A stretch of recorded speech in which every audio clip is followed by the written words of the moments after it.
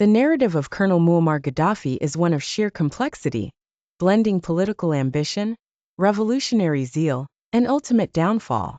Born in a humble Bedouin tent in 1942, Gaddafi emerged from a modest background to become one of the most controversial and powerful figures in modern history. His story is one of aspiration and transformation, marked by dramatic turns at various stages of his life. In 1969, a young Libyan army officer named Muammar Gaddafi led a successful coup against King Idris. At just 27 years old, he became the de facto leader of Libya, leading the nation with the self-styled title of Colonel. Inspired by Arab nationalism and socialism, Gaddafi implemented policies that centralized power and developed Libya's vast oil resources. His ambitious plans transformed Libya, providing infrastructure and social welfare funded by oil wealth. Guided by his Green Book, which detailed his political philosophy, he sought to create a utopian society, though his governance was marked by eccentricity and authoritarianism. In the 1980s, Gaddafi's Libya faced international isolation due to accusations of sponsoring terrorism.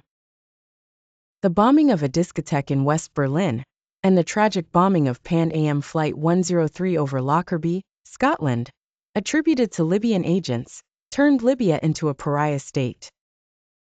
Despite global sanctions and military confrontation with the United States in 1986, Gaddafi maintained his grip on domestic power. Yet, by the late 1990s, he began a surprising political shift, seeking to reintegrate Libya into the international community. This reversal saw Libya align with Western nations, a movement characterized by the surrender of weapons of mass destruction programs in 2003.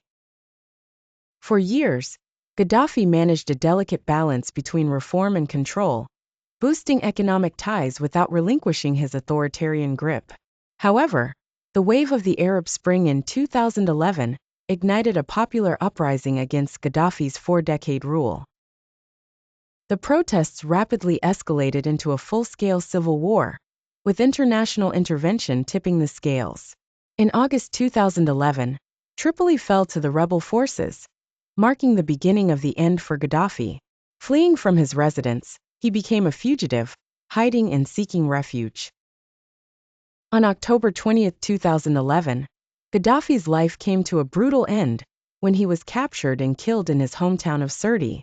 Gaddafi's rise and fall serve as a cautionary tale of how absolute power and unyielding control can spiral into chaos and destruction. His era was marked by ambitious reforms and harsh repression, and his legacy continues to be a subject of debate, leaving Libya to navigate a fractured state seeking stability and peace. His story still resonates as an emblem of the interplay between power, ideology, and the human cost of dictatorial rule.